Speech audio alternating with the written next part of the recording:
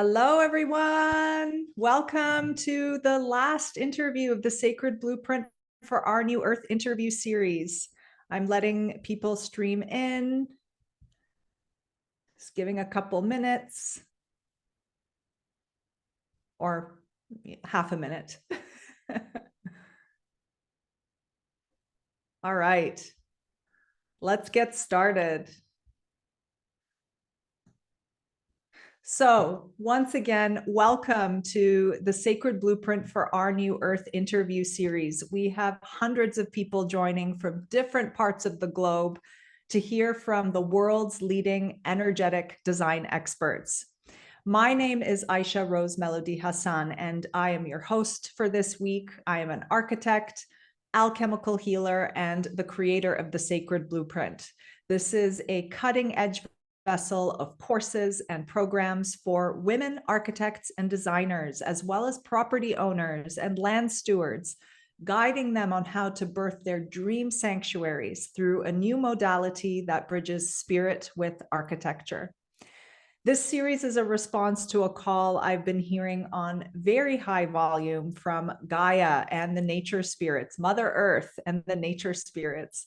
They gave me a very big kick in the butt to quit my job in conventional architecture to pave a new way that is aligned with the spirit of the land and my clients' souls. This series is also about exploring the magic, the abundance, the healing, the vitality, and the harmony that is possible when we partner with nature to create healing sanctuaries that lay resilient foundations for the next 7 generations and beyond. So whether these sanctuaries are your homes, your gardens, your communities, or master plans for the city, the question is, how can we as architects, as designers, landowners, property owners, partner with nature in a practical and conscious way? So this week, we had a phenomenal series of interviews where our guests, with their expertise in feng shui, house healing, geomancy, dowsing, soulful home design, land, alchemical land healing, and so much more. They shared what's possible when you start to weave energy and spirit into your design practice or into creating your own sanctuary.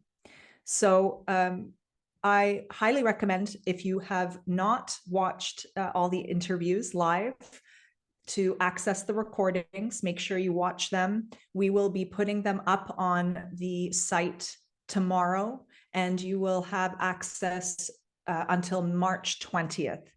So make sure you watch, take notes. There's a ton of gems and wisdom in each and every one of these talks. We've opened up the chat, so feel free to share where you're from. Are you an architect, a designer, property owner? What are you up to? What are your visions for the new earth? We would love to know. Share your ahas, your takeaways. And at the end of today's talk, we will open up the bonus Q&A session for you to get some one-on-one time with our very special guest today. And she'll be answering your questions. So save those questions until the end. Feel free to add them in the chat section. So the other piece is the logistics around accessing the interview recordings. We have sent you your login information to access the site where the courses, rather not the courses, the replays reside. If you have a Gmail or Hotmail account, make sure you check your spam or promotions folders. Sometimes the email gets sent there and we can't do anything about it on our end. I think that's it in terms of the logistics. Yes, I've checked all that. And yeah, before I introduce our next and final guest, I want to thank geometric models for aligning with the impulse of the sacred blueprint and sponsoring our event again.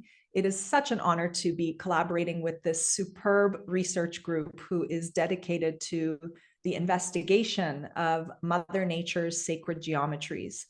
If you're interested in sacred geometry, modeling, or design, then please don't forget to check out their website at geometricmodels.org. All right, so now for our next guest. She is based in America, and she is just outside of New York, I believe. Yes, and she has declared that design is spiritual.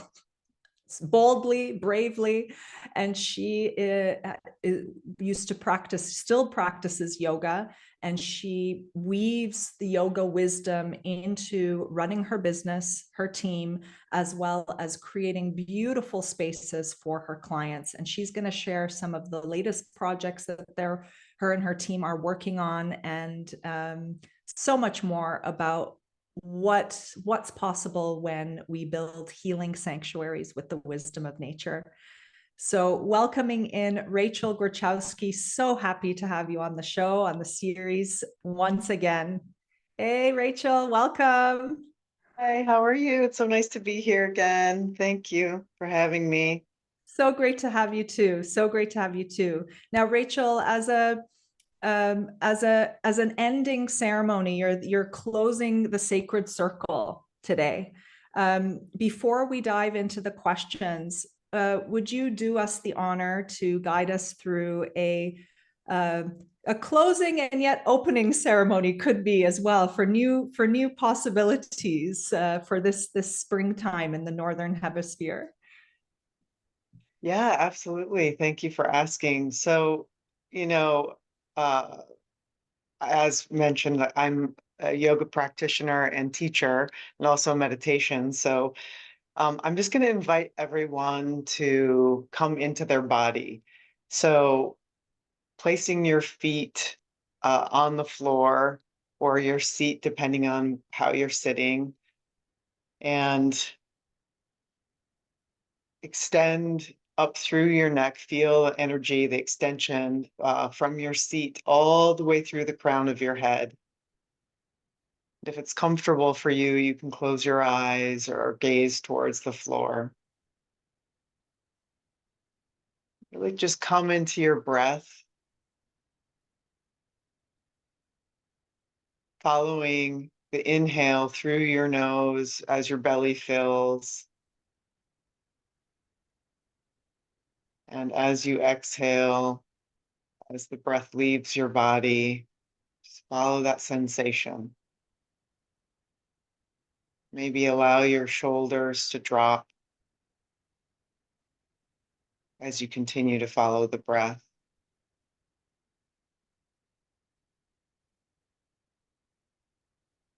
Place your attention at your third eye.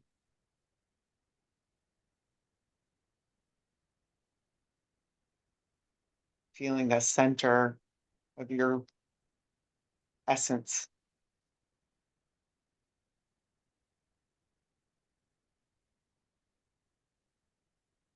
And breathe a little bit deeper. Just kind of coming back alive. Maybe move your fingers. And inhale deeply through the nose and exhale, release through the mouth as you open your eyes. Come back to the space. So I hope everybody just feels present with themselves as we begin this conversation. Thank you, Rachel, for that. I certainly do feel much more present. There's a lot that is required to prepare an event like this. And sometimes I catch myself rushing, I catch myself multitasking, I catch myself getting a little bit nervous or panicky. And so what you've guided me through, and the audience members through, to really help me to remember how powerful the breath is too, helping us to Absolutely. really enter into our bodies fully 100%. So I can also be more present with you. Exactly. Exactly. I mean, in the end, that's what we're trying to do with design, Hmm. right? We're trying to breathe, create the breath of a space so that people can become more present. Um, I mentioned, when we first hopped on prepping this morning, I mentioned that I spent a lot of my day yesterday listening to the International Yoga Festival on YouTube, just wishing I was there with a lot of my friends are there. Where was Um, it, by the way? Where was it? it's in, it's in Rishikesh at the Paramoth um, Niketan, I think is how you say it. Swamiji is leads it, and he was talking about the shortage of consciousness, and that's very much like you can't be conscious without presence, right? So those two things kind of go hand in hand. And so this morning, as I was contemplating how this applies to architecture and design, that's how I got to, and I've probably said this before, but that really we're trying to breathe it, life into a space, and we're trying to invite our clients to come into the present moment so that they can connect with each other, themselves, and nature in a more profound Mm. and meaningful way. So beautiful. So beautiful. And for you, um, what are the elements of nature, of breathing that life? How can those show up in a space or even in your own practice, your way of practicing architecture and design? Well, I like the way you phrase that question because I think it does start with the way you practice architecture and design. And I was talking, trying to sort of edit down my thoughts. As we talked about last week, we had the 20th anniversary party for my studio.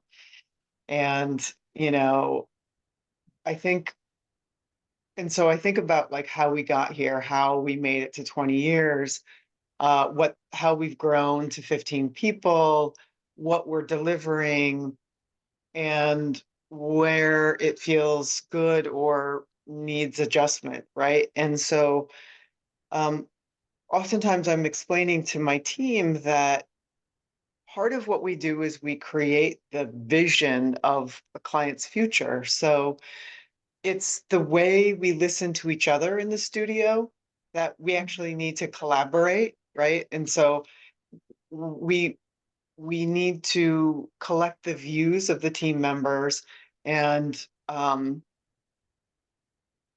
obviously someone has to be a decision maker, right? Sure. But Yeah. with the information of the collective, right? And then as we present to a client, um, it's it, it's the storytelling, right? It's creating the bringing them into what it will feel like, Hmm. bringing them into the lifestyle that they will find nurturing, supportive, grounding, and uh, fulfilling. And once we do that, that's the beginning, right? That we haven't even gotten to the architecture at that point. We're just creating a vision. And I think a lot of times in traditional architecture that's not even part of it, right? It's like, oh, I need all these spaces. Let me see if they can fit onto a piece of paper. And Right. the relationship's not there, Yeah. right? Yeah. Yeah. So it's the relationship to the team, it's the relationship to the client, it's the Mm, relationship to the space. And then, and then, and then we're bringing in the relationship to nature, to materials, to breath, to texture, to um, connection. So that's kind of the trajectory, and I think it has to end. It doesn't actually end there.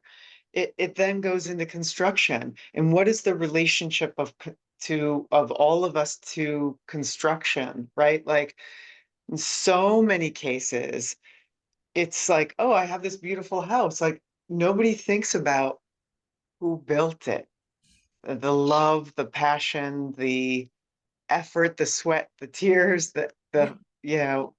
The nobody mistakes, thinks mistakes. Yeah, yeah, yeah, yeah. yeah.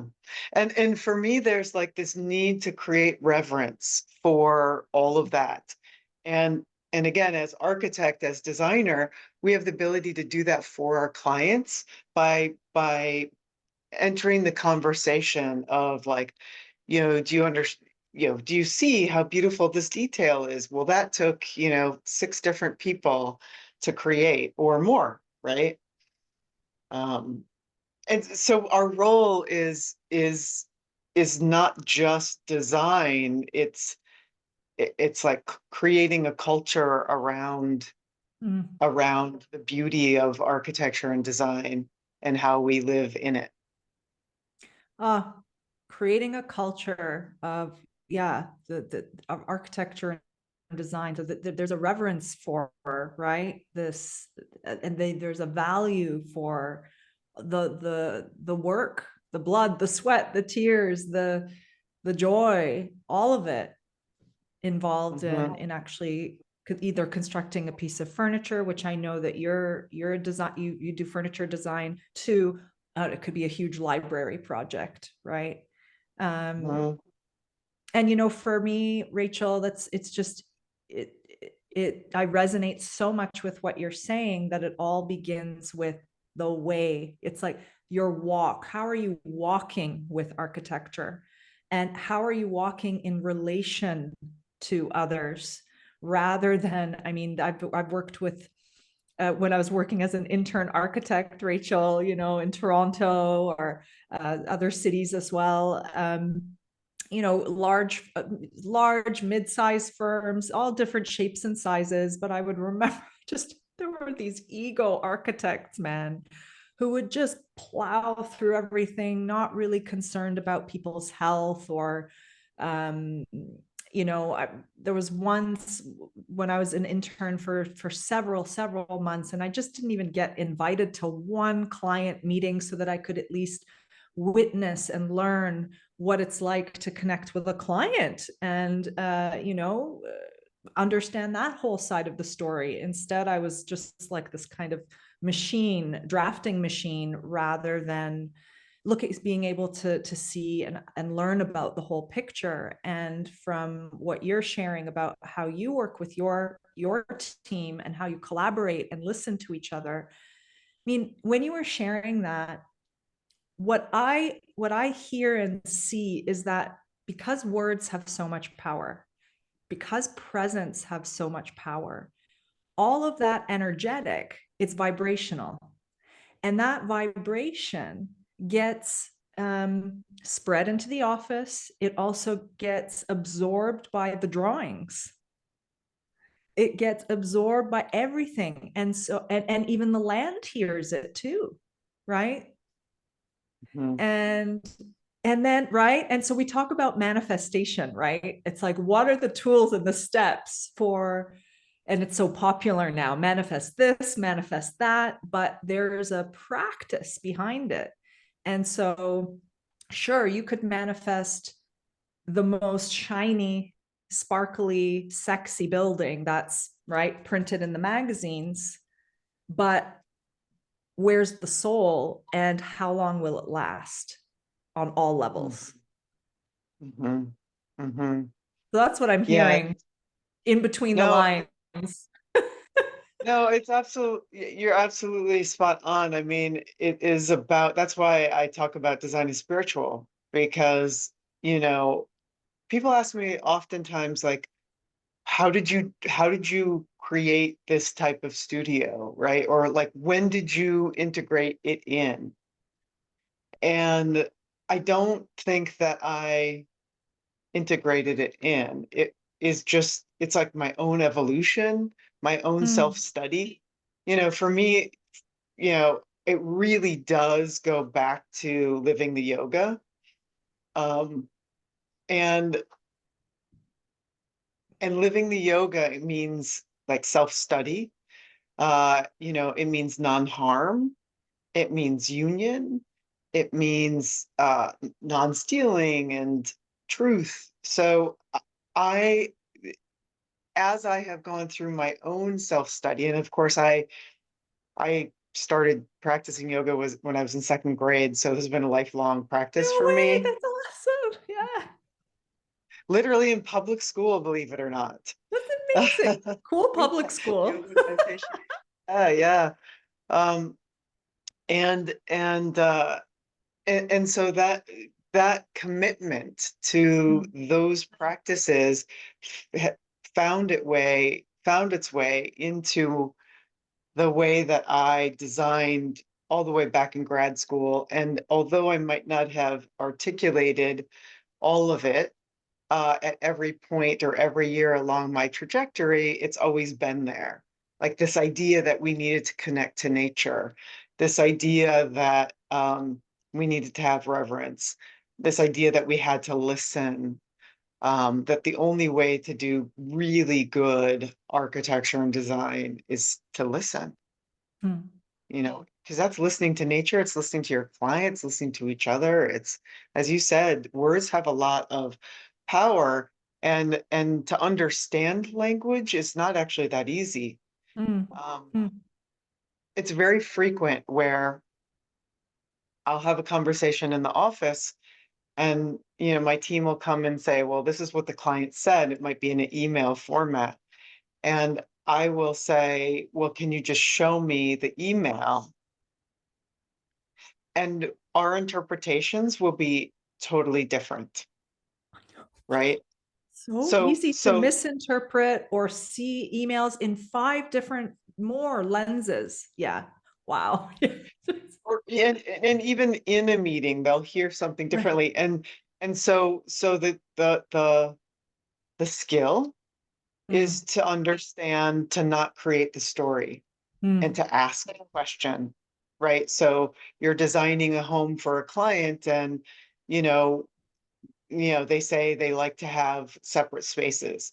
But the real question is, so what does that mean to you? What does separate spaces mean to you? Does that mean like your own room? Does that mean an area within a room that you can all be together? Does that mean, because it's energetically separate, because it's important to really understand, or maybe when a client might say, I don't really love that stone, for example. So, okay, you don't love this stone. So is it the texture? Is it the color? Is it Mm, the actual type of stone? Like let's get at the root of what doesn't resonate with you so mm. that we can actually craft what does. Yeah. And what's coming up for me, like if I'm role playing here, oh, it just reminds me of my grandmother's house mantle so it's like, oh, interesting, right? So sometimes with, the way you're asking a question, right, these questions, Rachel, I'm sure it actually brings up responses that maybe they wouldn't even expected. They wouldn't have expected. Mhm. 100%. And the example that you just gave is completely spot on, is that, it does. Somebody will say, well, I had this paneling in my grandparents' cottage and It's like it's it just triggering for really, me. exactly. Or the opposite happens. Like this reminds me of a light fixture that, was at this coffee shop that I used Yeah, to go to, the city I used to live in, and it really feels like home to me. yeah, yeah. So, yeah, I love it. yeah. Yeah. Well, I mean, this is a fine art, Rachel, really, the art of communication. And it's not something that we learned in university. At least I didn't. I can't speak for you, you know, like how to listen to your client 101. Right, the class. It's like, how, okay, sure, like we're working on the building, designing all these projects, and um but there was this missing piece with, okay, well, how what the best practice is to be in relationship with other people.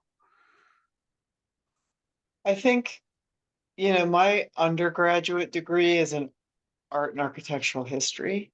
Hmm. Um, so before I got to architecture, I was studying history. And I think the asset of that trajectory for me was the assessment of structures that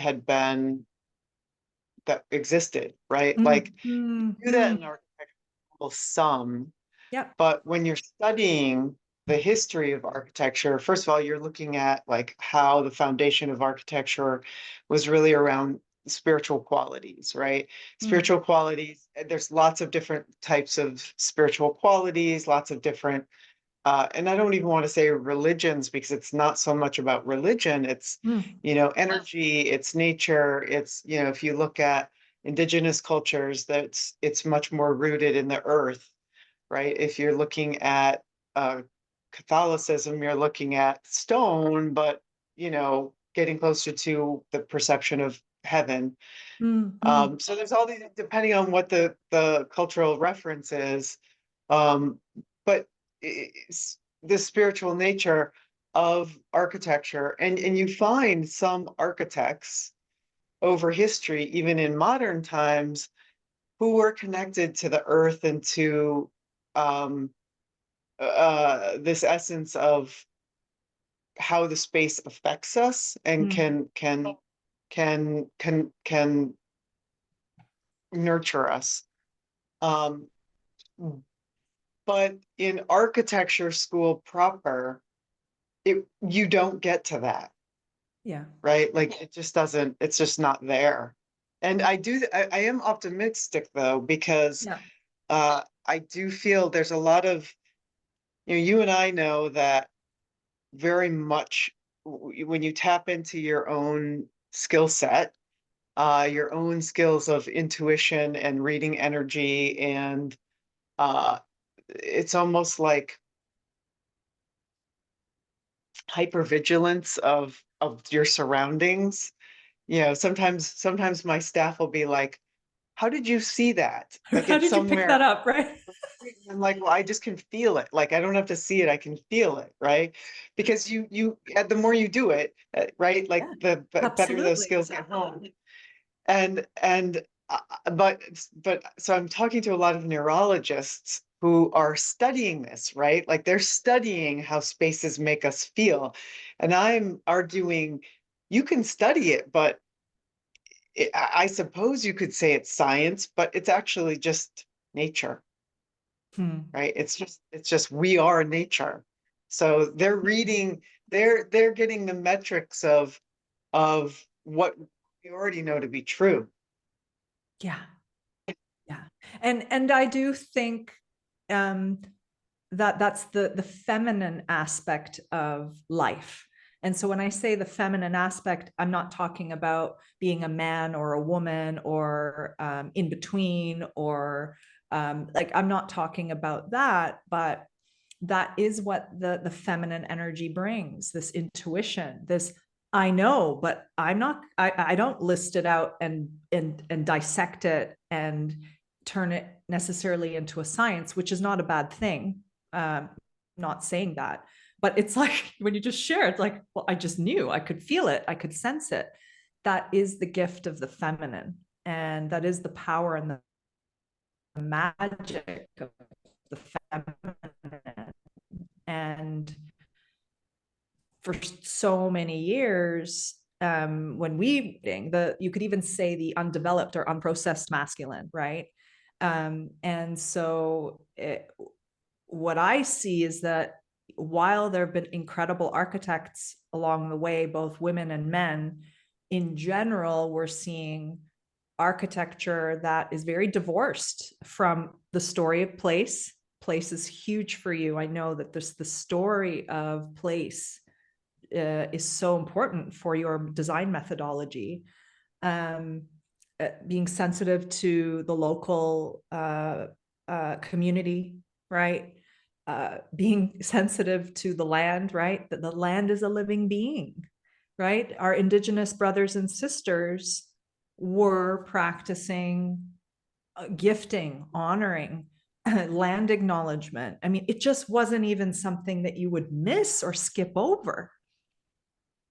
And so just weaving the feminine spirit, this intuition, I'm excited. I thank you, first of all, for pioneering this as well. And also making it what I love, for audience members who don't know Rachel's work. She's also speaking a lot about the fact that design is spiritual. She's speaking this publicly, and also to a wider audience, right? Who maybe not like, necessarily like studying esoteric wisdom or whatever, but it's like, okay, we can have this conversation with a wider audience of people, and that it's directly connected to our wellness, right? It's actually been very interesting because uh, I kind of refined and refined and refined the language. I started out when I started speaking um, frequently, I started talking about designing with intention, right? Like, of course, we all should be designing with intention. And then I talked about reverence and reverence for, as we mentioned before, like the whole process and the team members. And then uh, and then I maybe had some other nuance ultimately to land at design is spiritual. And it was like you can't, it's difficult to just say that, right? It's difficult, makes some people uncomfortable. Yeah. But what I have found is that now as I've really started using this almost as like our brand, Yeah. it's it's attracting. Yeah. It's there are a lot of conversations along similar lines that are coming forth. And for me, that's really exciting to see the growth or expansion of this way of seeing design and architecture because it's healing. As you said, it's for our well-being. And uh, I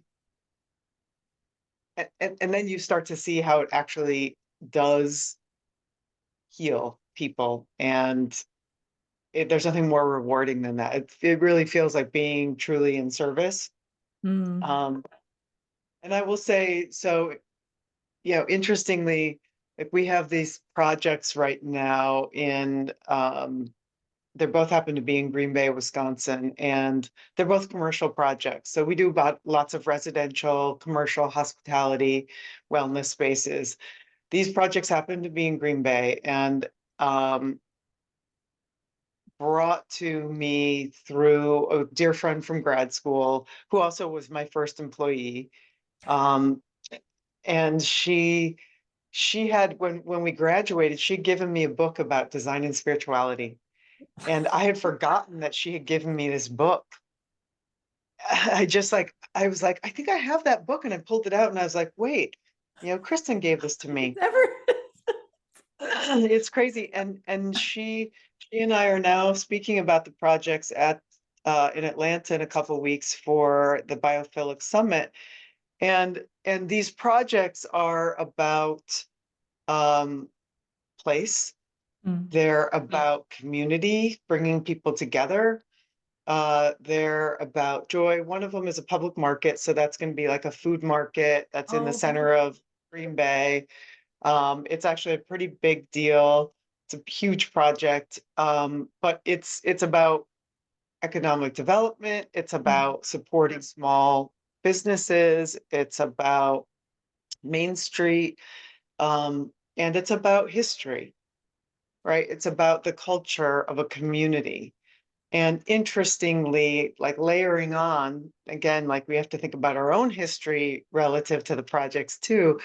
My grandfather, who lived his whole life in Green Bay, he was a developer and a politician and a contractor, Wow. and helped develop part of Green Bay, like a significant part of Green Bay.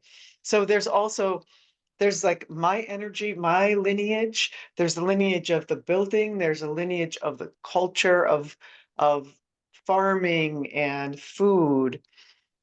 And then there's this relationship, this culture of camaraderie, professional development through my friend and colleague who brought us in on the project.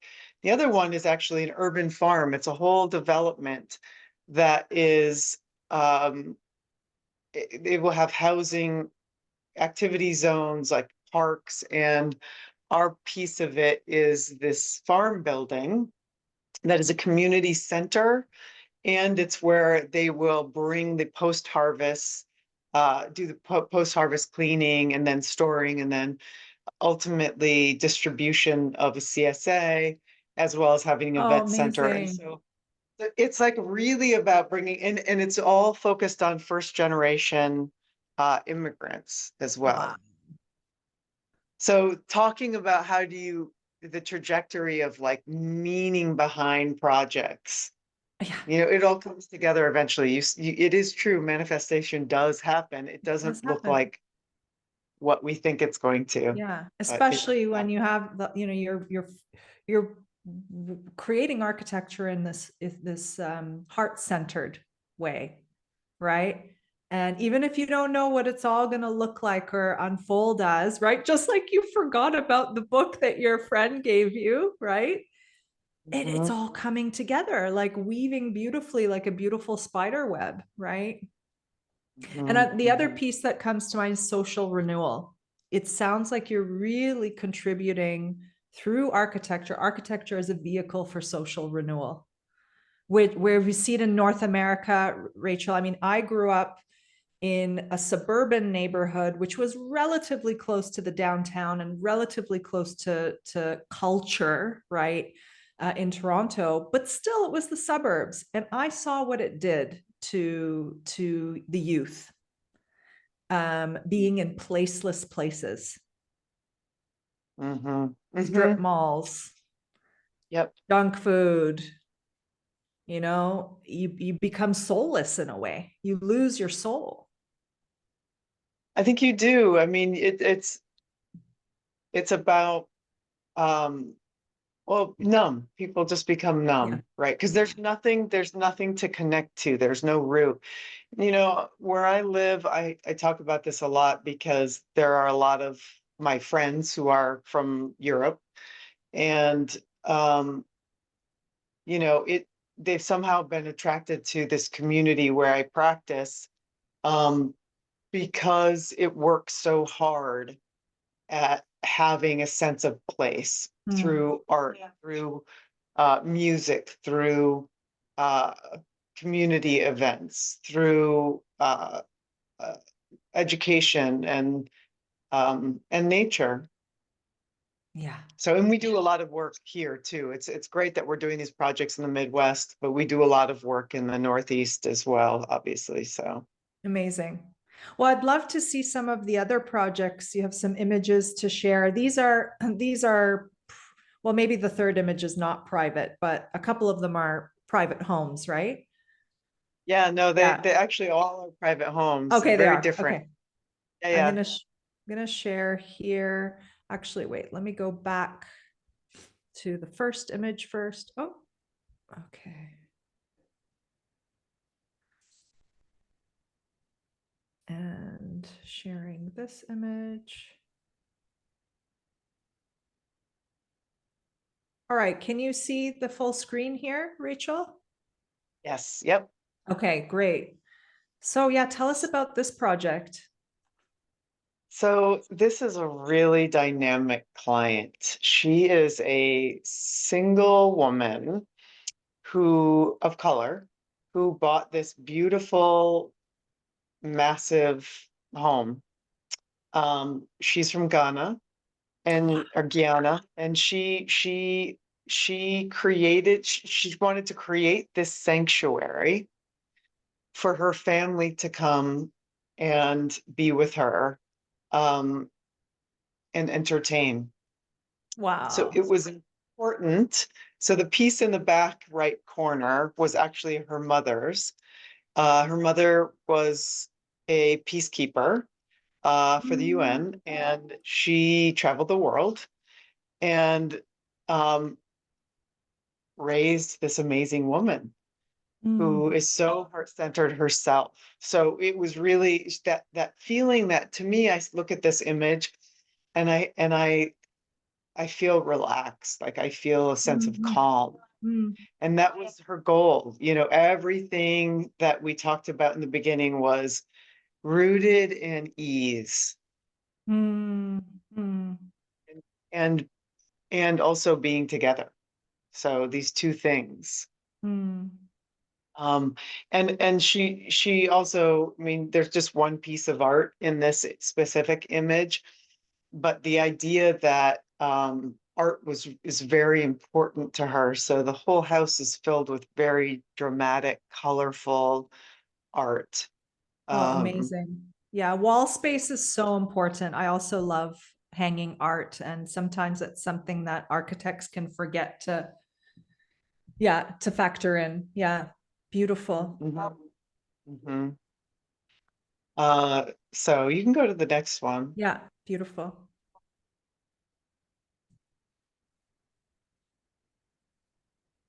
So this obviously also sun-filled room Mm. is is an interesting story because it actually is my former partner's home that he has with our children. Oh my goodness. Okay. And so I was able to design their new home, and it's really for he and his new partner and our children.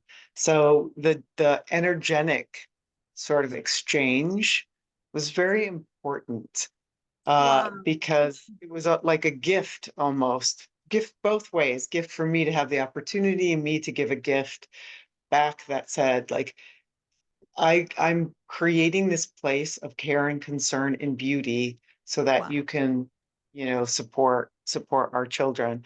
And I think this table, that's a custom table, obviously it's a petrified wood that uh, I designed. It also has this representation of, you know, the importance of the exchange of energy that was happening. Um, Here we brought in nature, obviously through the plants and the petrified wood, but also it's surrounded by a very beautiful uh, natural background. Obviously, it's Mm. Yeah, and it's winter in this. winter too, right? It's beautiful. I can see the Mhm. snow in the back and quite a Yeah, yeah, topography there too. Is that correct? yeah. Yes, yes, yes. It's got the house is kind of hugged by the mountain, Wow. which is really lovely. And again, that too is just like part of this sort of conversation.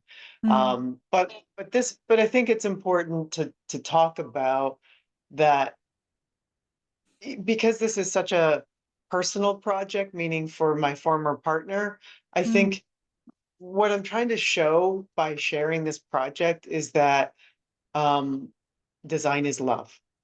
hmm. Wow. I mean, that's so evolved. I mean, just really, it's evolved. Really, it's an evolved version of love rather than it being like, oh, you did this, you did that. I'm not going to do that. I mean, I'm not making any assumptions about what went on in your story, your relationship with your past partner, but just from what you are modeling for all of us here is that wow, you can really move on, but also provide love and care in a different form, maybe even higher in other ways, through the creation of this architecture that is holding your children too. Hmm. Hmm. Yeah, this is so beautiful. Wow. Congratulations. Ah, thank you. Was it a So long in process? Did it get, or was it a smooth construction? Was it a long process? It was a pretty long process because it was during the pandemic, and Okay. it was architecture and design. So, our studio does ground up architecture, does renovation work, but we also do and finishes and fixtures, obviously, but we also Yeah. do the furniture and do the artwork, and it's a Yeah. really wide range, and so projects can take a really long time. Yeah. Especially house projects. Yeah, that's more custom for sure. Yeah. Yeah. Mhm, mhm. Yeah, the next image is a project we've already been working on for um, a year and a half, two Mm-hmm. years, 2.5, 2 years, 2 years. And this is a house. You unfortunately, because it's just a model for us to understand the building, it's a little bit less warm because you can't see that this actually sits amongst the trees. Right. And is also, you can tell that it's on a hill. Yep. Similar, it's actually the same hill as the other house that we just saw, but just Mm. south, like down. We have a ridge here in this part of New Jersey, and um, it follows down, looking towards the east. And this house is also similarly up on the hill and so it's all of this glass is open to the sunrise, so to the east, where on a daily basis they'll be able to see, uh, have this experience, which I find to be really important because if you can either see the sunrise or the sunset every day, it's just a reminder of being present. Like, to me, the sun rising each day reminds you that it begins again, that you can Mm. begin again, that you can Mm. uh, uh, be more present, that you can uh, be more kind, you can be more connected to the earth, you can, like, whatever it is that you set your intentions for. um, it's that sunrise is the moment Mm. which triggers you to remember that. Mm. Yeah. Yeah. Similarly, if you look at it from a sunset, you could choose that to be the moment too, but it's almost impossible to not connect to the beauty. Yeah. Yeah. I mean, it's a profound experience also to watch the light move. Light is important for you in your projects. I've noticed the theme of light, um, light filled spaces, and to watch the light move around the spaces is just, it's such a delight, and I'm sure that it'll be that in this house. I have to admit, when I first looked at the picture, and you heard me say that, I was, oh, okay, the third building maybe is a public building. I couldn't get a grounding or a figuring out of the scale. I thought it was some kind of a public project. Yeah, it's funny because I think without the context of the Yeah. nature, Yeah. it's it does kind of feel that way, and it's Yeah. it's it's super minimalist. It's much more California than what we often are developing Yeah. in this on the east in the east. Um but I think at the same time, once once it's completed and we can photograph it in the setting, you start to see that it actually responds to the shape of the mountain. Right. And in addition to having this connection to the sunrise, and as you said, like the sun as it moves around Yeah. this house, will be pretty magnificent. And there is this thing, this house is being created for some people who are like one of them is in retirement, and the other one probably will retire in the next 5 years. And it's just interesting to me that like they want to stay in this community. Mm, And so they're building this house so that they can stay. mm, They're rooted here and they raise their family here. But this is their dream to create their home where their grandchildren will come to. And um, it's kind of putting their mark, I guess, on how they want the rest of their days to be. yeah. And it's designed that way, all on one, although it looks like two floors. I mean, they do have an elevator in here, but the main floor is where like their bedroom is, and they'll be able to live on one floor basically. Okay, I see. And then there'll be maybe some spaces above. I see that above that pop out, there's some guardrails where there may be Yeah, upper space for yeah, others to that's like stay. Yeah, exactly. That's for the children and the grandchildren when they come to stay. nice. So it's set up that way That's going to be so to much fun for the grandkids. yeah, yeah. Yeah. So, What it but it's interesting because, again, kind of researching the land and understanding how to place the building and has been quite a process. hmm, So you're in relationship with your client for a very long time. you are. You are. And the land too. Yes. Yes. Yeah. Yeah. Especially with all that topography. It's like, Yeah. are we sure we Yeah. got the levels right? It's like, where's the mechanical Exactly. gonna go? Like, how's the Yeah. I mean, plumbing? Yeah. this is actually all rock too. It Yeah, looks like that's what it's I we're was feeling actually. That rock. was the next question I was going to ask because I could, even though interesting, huh, Rachel? Like, because you can get, a slope, right? You can get all kinds of slopes, some that are soft and some that are like bedrock. But I was getting the energy that there's a lot of bedrock here, very solid. Exactly. Exactly. So in another probably 2 years, we'll have photographs. It's in construction now, but Oh, is it? Okay. So then people can follow from you on Instagram, I'm sure, to follow the some images of construction if you're sharing them.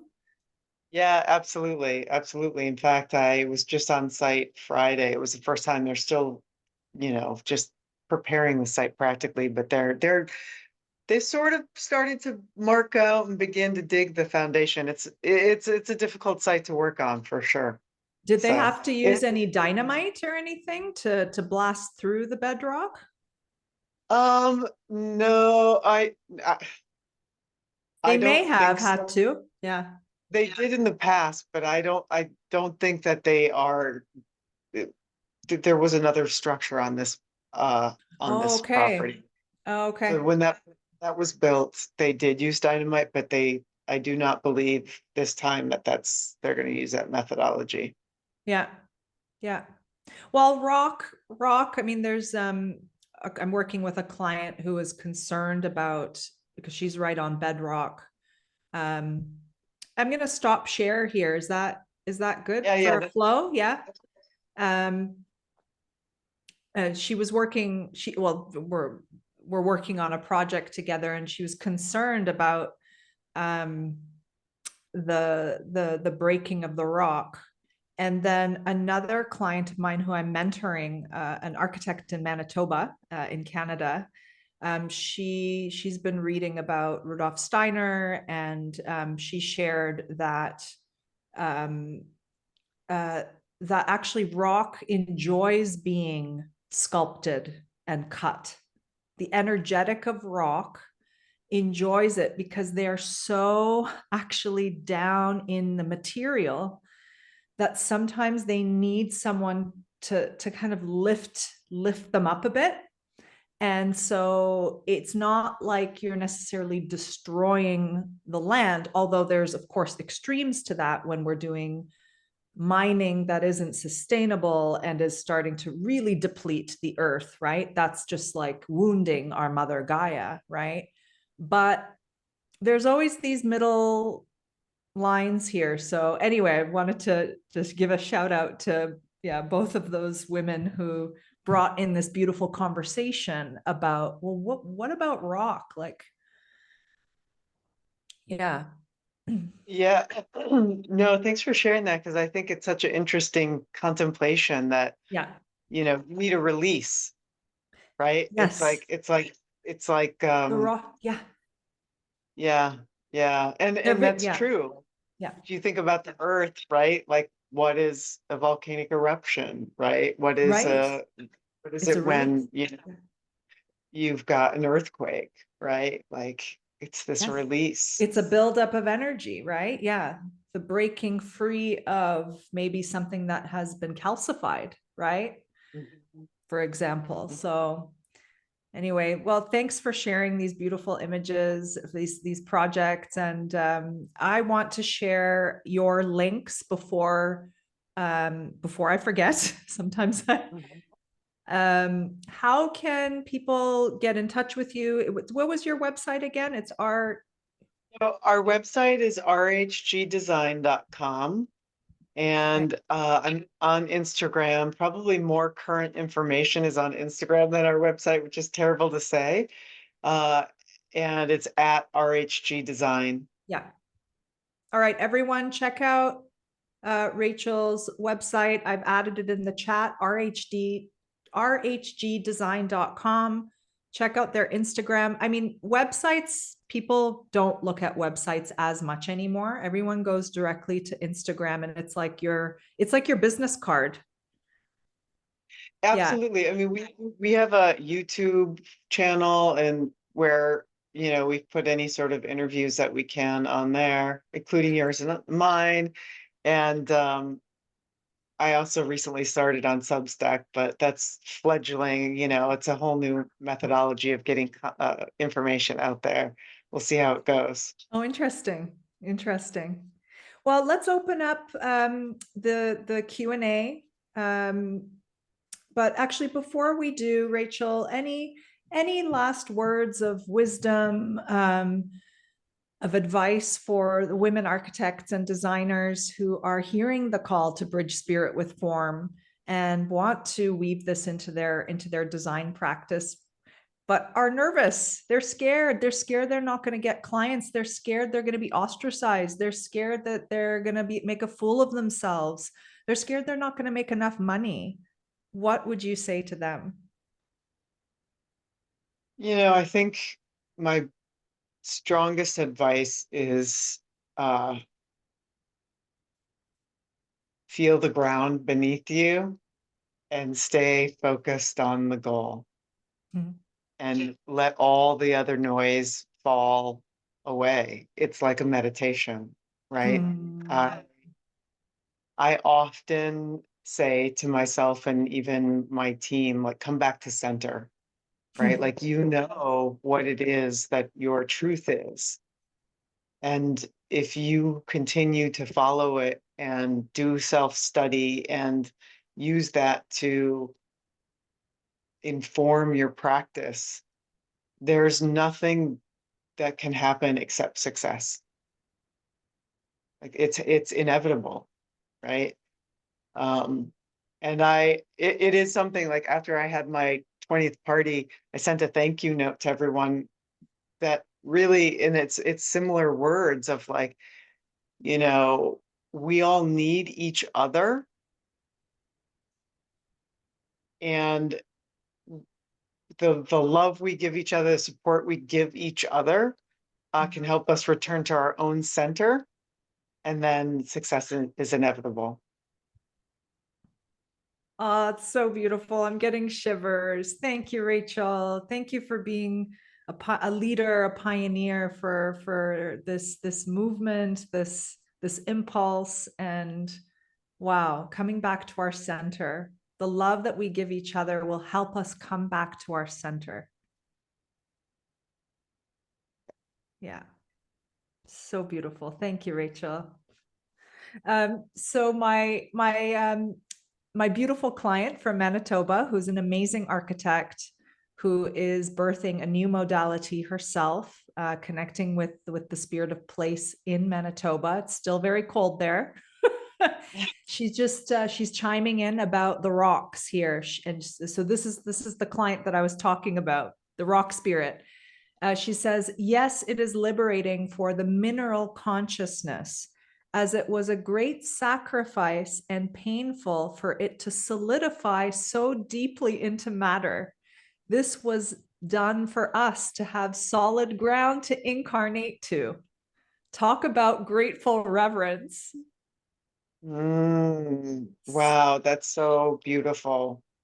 Yeah, that's so In a way, it's a beautiful. kind, it's the sacrifice that these spirit beings, this mineral consciousness did for us. That's amazing. Thank you, Alexandra, for um, expanding on and bringing depth to this topic. Yeah, it's also important too, because we have a tendency that, okay, well, some people think that like I'm someone who's like, well, you're probably not going to want to tear down a tree, or you're probably not going to want to, do this, or like, no, no, no, that's not the point. The point is how we walk, how we give love. If a tree does need to be taken down, our in Turkey too, there were the people working in forestry that used to know to ask 24 hours in advance if they could take a tree down or not, especially one that's very old, right? So yeah, yeah, Well, regeneration, right? Like everything can't stay forever, yeah, right? That's part of nature is yeah, regeneration. Um, and I think about that. Like I think the part that is creating the ritual or the reverence in those circumstances, right? You're going to take a 120-year-old tree down. Well, let's like at least honor the tree. Let's make an exchange. Let's understand what yeah, why, and give it yeah, love. And I think that's whether it's rock, whether it's a tree, whether yeah, it's even an old building that has to come down, right? Like exactly, yeah, yeah, it's like respect, and now we're going to go forward. I love it. Yeah. Anyone have any questions before we wrap up today's talk?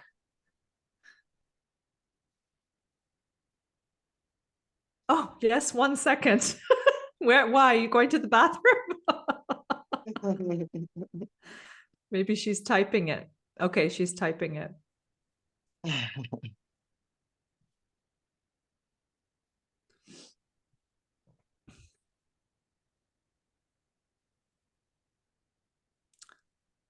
Yeah.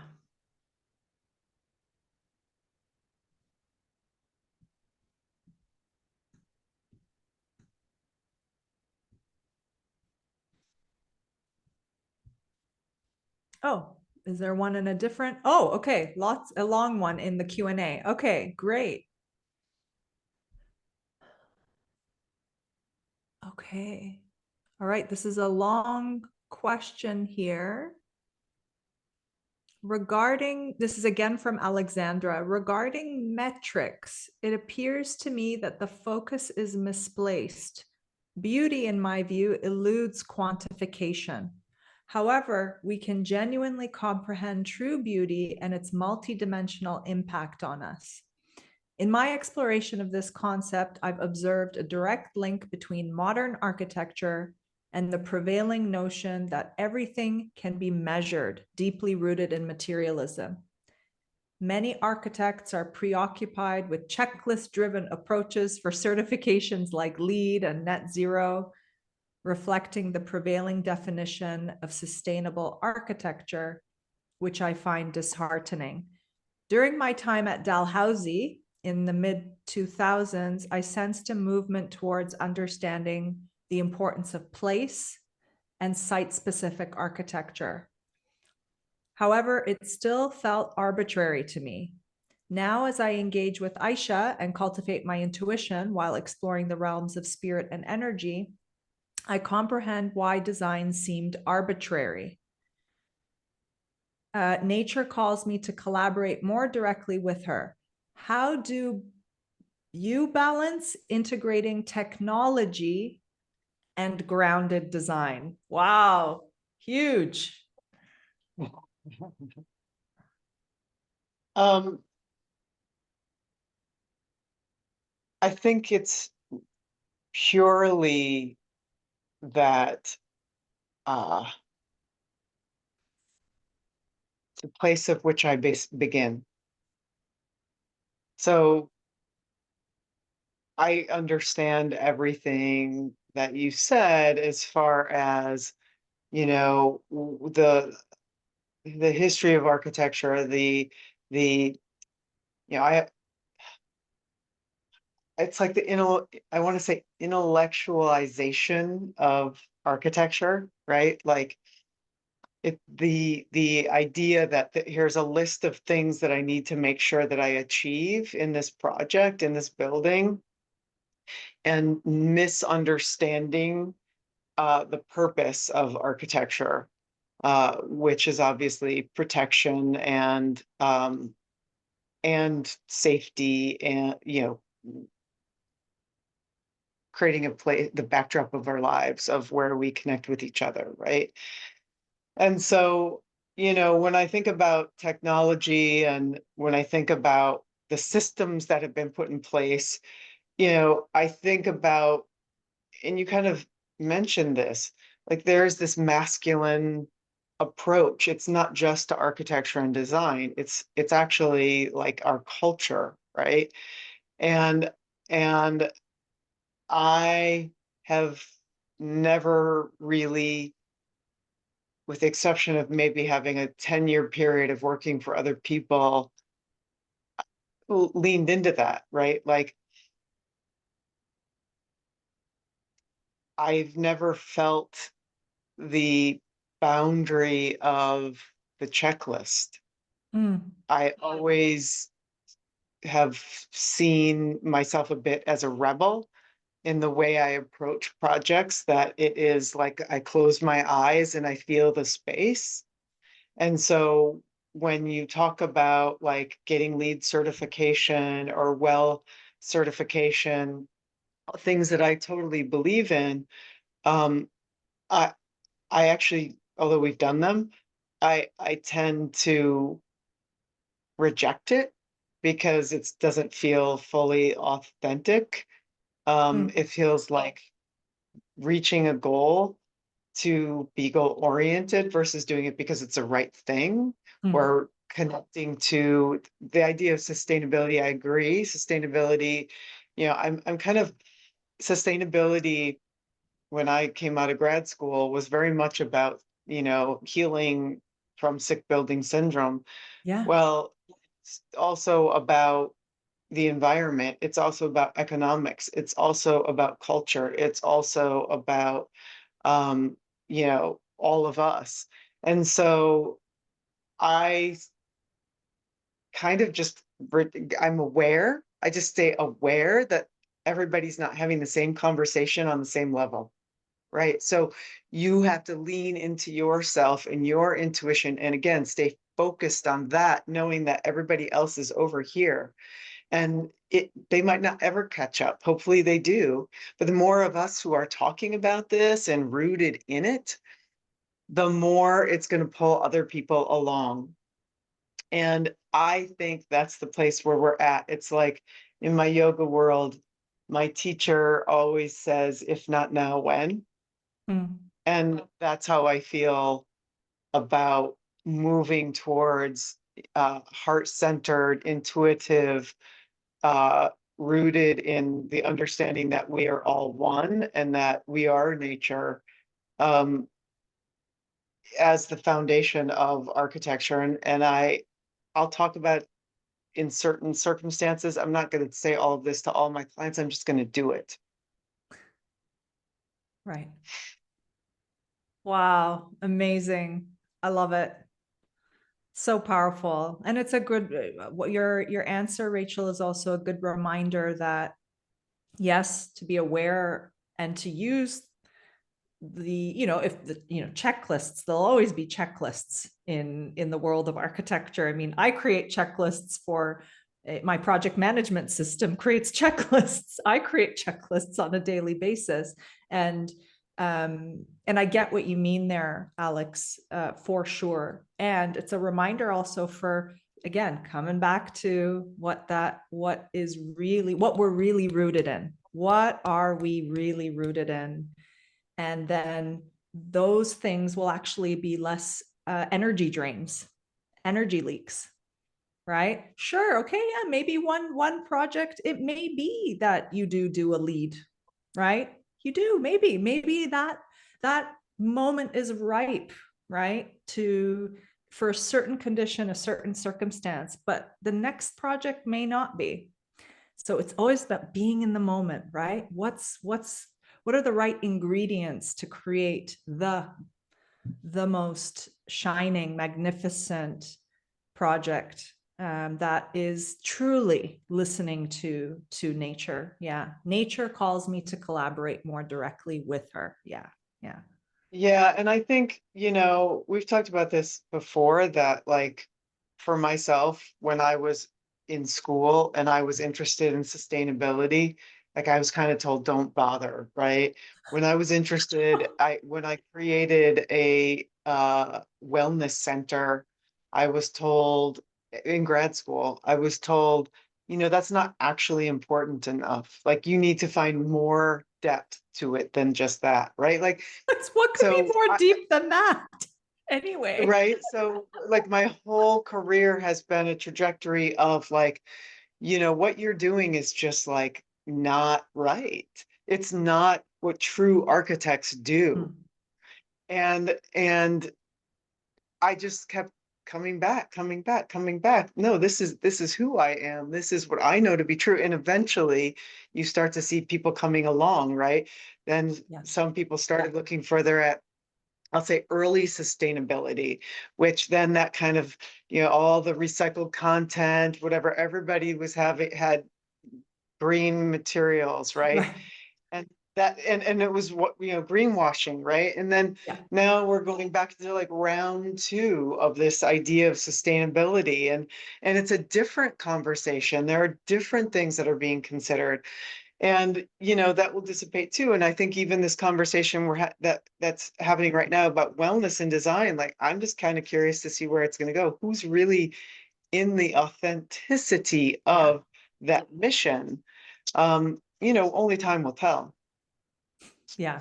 I mean, there'll always be people who will catch the next trendy thing, right? And then use it to, to build a business or whatever. But yeah,